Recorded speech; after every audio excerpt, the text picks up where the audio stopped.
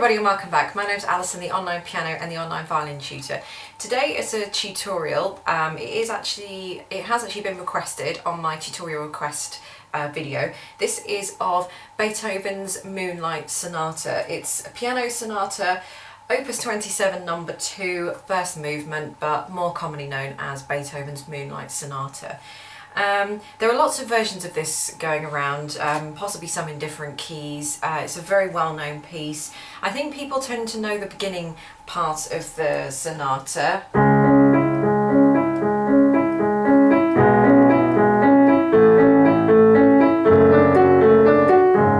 And so on. I think most people tend to know the first start of the sonata and then kind of either get bored and lose interest, or just lose interest because it gets a lot more complicated.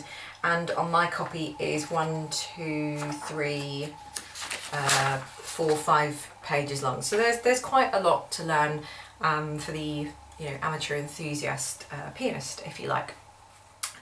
So anyway, this is a quick little kind of tutorial on this. I'm not going to be teaching anybody how to play this by rote, i.e. telling you all the names of the notes and telling you what chord it moves to and what notes you're playing here and what notes you're playing there. I'm not going to do that because I don't believe in doing that anyway.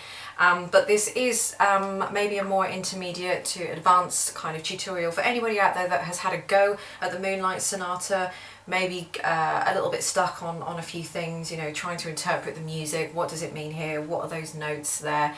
And generally on how to get the best sound out of it.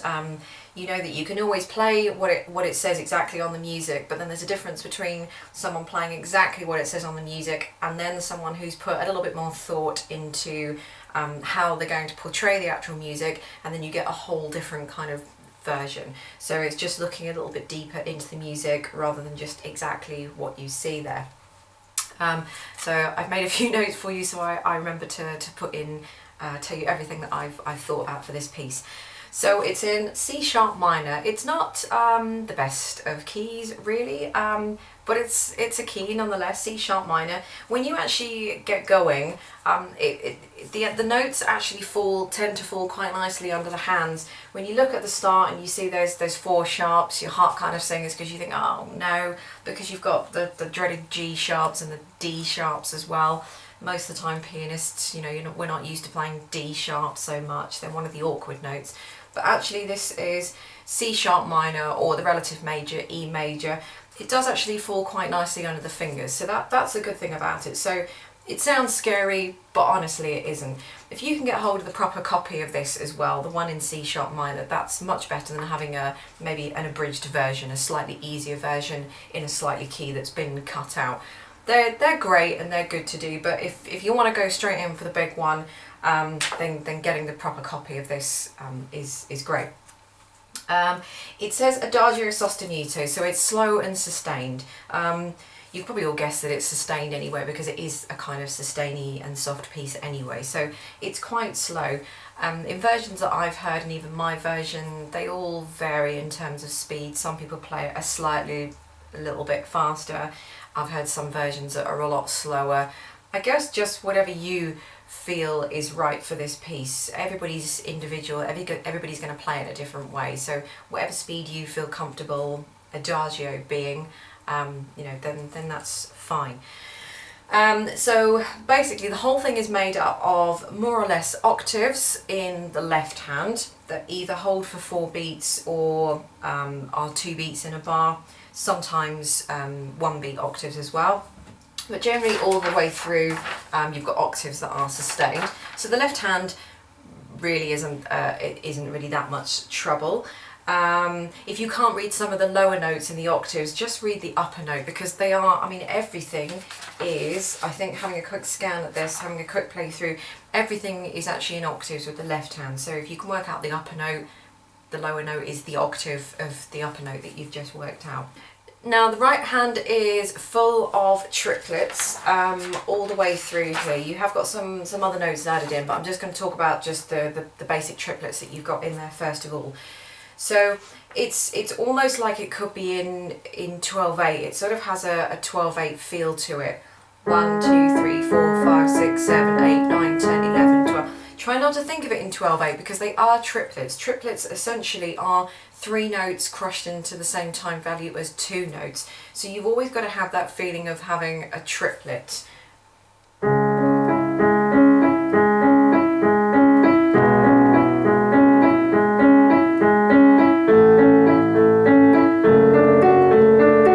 So it's always going to have a feel of sort of moving on. But I mean, once you've got the idea of that, that's not too troublesome there. 1, 2, 3, 4, 5. At bar 5, coming in at the end of bar 5, moving on to bar 6, we start to have a sort of a third part going on in there. You've got the left hand maybe being the first part or the accompaniment part. You've got the right hand doing your triplet movement. And then to really kind of confuse things, Beethoven's decided to add in a part at the top there, which you also have to play with your right hand.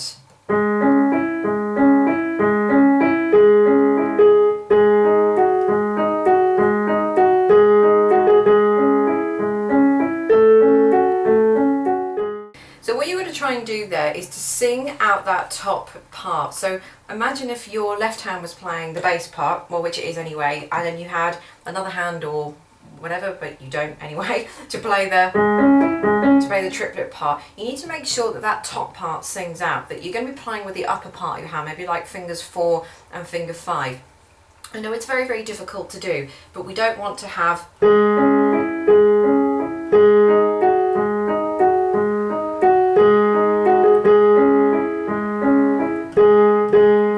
that octave. We really want to hear more of that top note above. So you've almost got to, instead of balancing your hands so that they're level, you've almost got to balance it so that you put slightly more weight on that little finger than you do on the thumb, or whatever finger's going to be playing those higher notes. You need to add in more weight onto there. So rather than hitting the octave flat and straight on together, you almost need to put more, almost sort of feel it as diagonal. So I'm leaning more towards my little finger so that I can put more weight on that note there.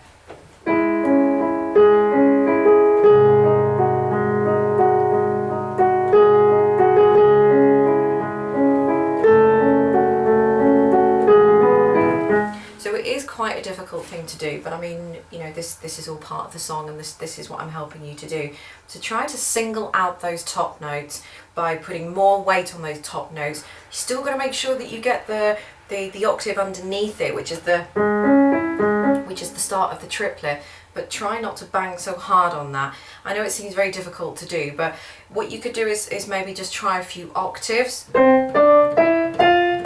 just like in a C major scale, and try to put more weight on the upper note than the lower note. So this would be the octaves together all the same weight. I don't know if you can, maybe you can hear the difference. And then trying to emphasize the top note. It only seems like a subtle difference there, but when you come to putting it in part of the tune that you've got in the music, then it will begin to sing out a little bit more. What you just don't want to do is just really clump out that bass note that you've got there over the top of the tune. So I think that's it technically. You've got on the third page for me. I'm sorry I haven't got any bar numbers, but it looks like where you've got lots of G sharps to be held, lots of G sharp octaves that are being held in the bass note all the time. It looks like that starts to sort of get a little bit more exciting where you've got, if you've done them, you've got arpeggios and broken chords. You've also got a lot of double sharps. They are indicated by the X that you see there. So it's a note that's been sharpened and then it's been sharpened again. So for example, one I've just randomly picked out here, I've got an F sharp. So I know an F sharp is a black note, and then an F double sharp, in a sense, it's sharpened again. So actually it's a G. They haven't written G because of the key that they're in, and they don't want to write a G. So they write it as, or Beethoven has written it as an F sharp. So that's all they are. You've got to watch out, the right hand starts to go into the bass clef a little bit as well, so try not to miss that bass clef. Otherwise, if you try to play bass clef notes but in the treble, using treble clef notes, then it's going to sound hideous and you're going to get yourself into all sorts of trouble there. So what I might suggest is that for that tricky section there where it starts to look a bit odd and you've got lots of sharps and flats and natural signs and goodness knows what going on there, it might be a good idea to write out the notes in pencil. Just sit there and work them out, and then you should be able to sort of play it a little bit better. You'll probably begin to pick up patterns as well, because it looks to me like it's all in broken chords as well. Watch out for the held notes that you've got. Sometimes you've got some notes that need to be held underneath the tune whilst you're doing the triplet part, either above or below it. So watch out for holding those. And like I say, when it goes from treble to bass clef in the right hand as well. Technically, I think that's it for that part of it, for all the technical aspect of it. Now if you want to move on and you want to put some expression in it as well. Now with this, you really do have to keep control of the tempo. Try not to push the tempo too much. This certainly doesn't want to be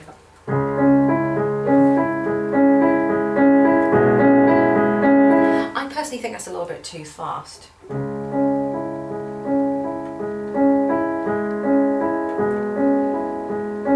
If you start just a little bit slower, you've got room for a bit of rubato. Rubato is Italian for robbing time, so if you wanted to speed up one particular section, you'd have to give it back at another section, so you're not literally speeding up and slowing down the tempo, you're just robbing a bit of time. So you might speed up in bar 5, but where you've gained the extra time in bar 5, you've got to give it back in bar 6 so it evens itself, or cancels itself out again, I should say.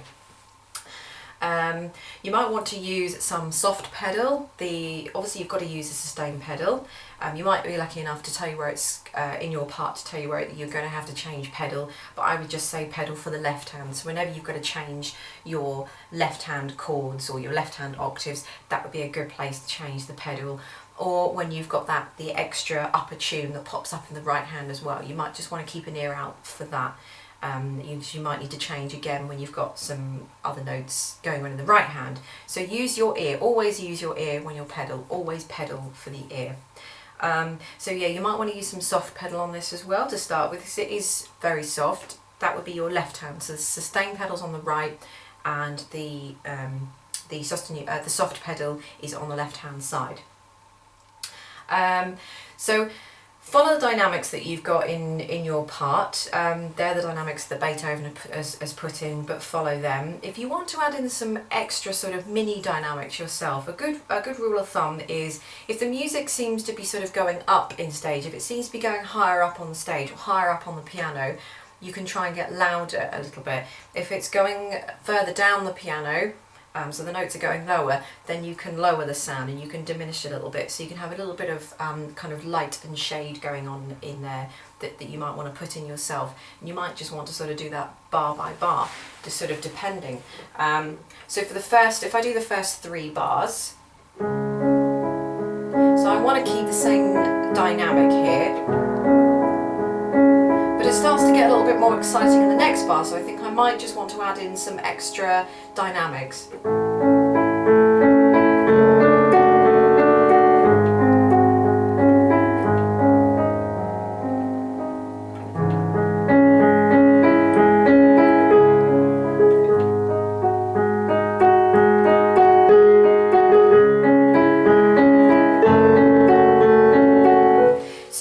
I'm building intensity. I know how the piece goes, I'm listening to how the piece goes, and I'm just building a bit of extra intensity. As the music starts to get exciting, then I start to play a little bit louder. As it starts to draw back again, I start to play a little bit softer.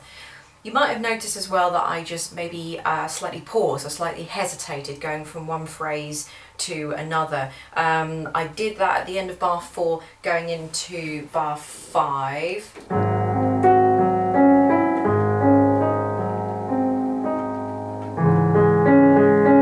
That was a little bit too much. I was just kind of overemphasizing that just so that you can get the idea. So don't hesitate too much with those, otherwise it's going to sound wrong and it'll cross over and sound too much like a pause.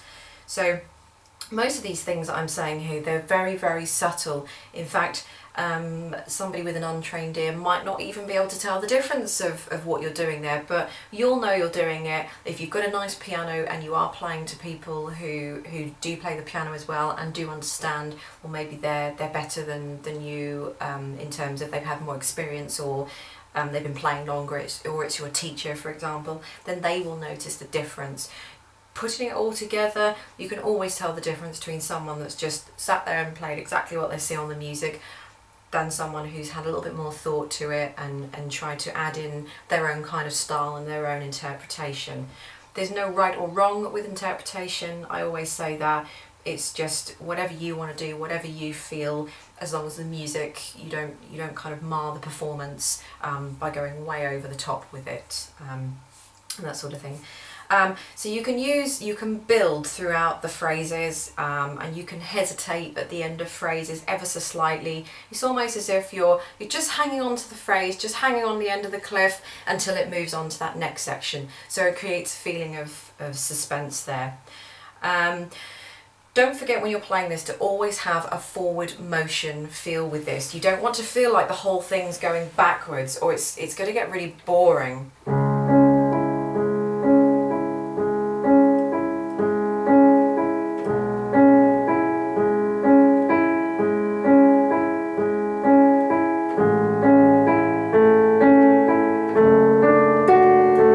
That's going to get very boring very quickly all the way through. So always have a sense of forward motion. I'm not saying rush, I'm certainly not saying rush, but always have that feeling of pushing it on to the next bit and moving it forward.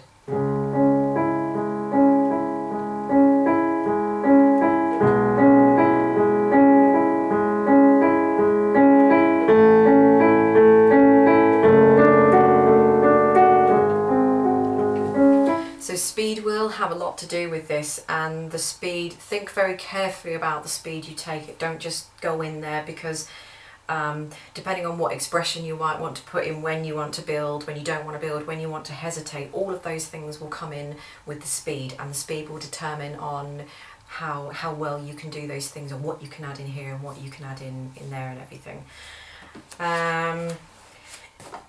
I think that's pretty much it with expression all the way through. Like I say, when the phrase feels like it's building, then you build the intensity with the dynamic. When the phrase feels like it's coming back down again, less of the intensity with the dynamic. You can follow the dynamics as well, but you can always use, remember that you can swell with things. You can slightly go up, slightly go down again. Remember the rubato as well. That's a really good one to have, where you're maybe just speeding up a little bit. If I did the start for you again, I could demonstrate for you.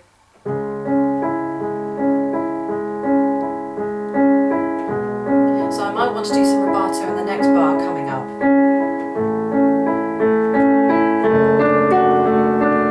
Slow it down here. So I think that's all I can think of for this.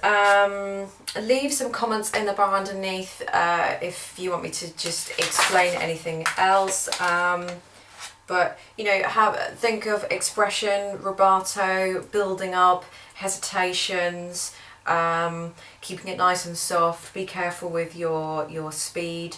And don't forget to sing out that tune over the top. Don't bang the tune out of the top, just keep it nice and softly. If anybody's got any more thoughts on this, they're welcome to put them in the comment bar underneath. I'm sure other people would like to see what they thought as well. So thanks very much for watching. I really hope this tutorial has helped somebody out there. Don't forget to watch my other videos. I've got some other tutorials coming up. I'm slowly wading through all the tutorials, as many as I possibly can for you guys. And I'll catch you next time.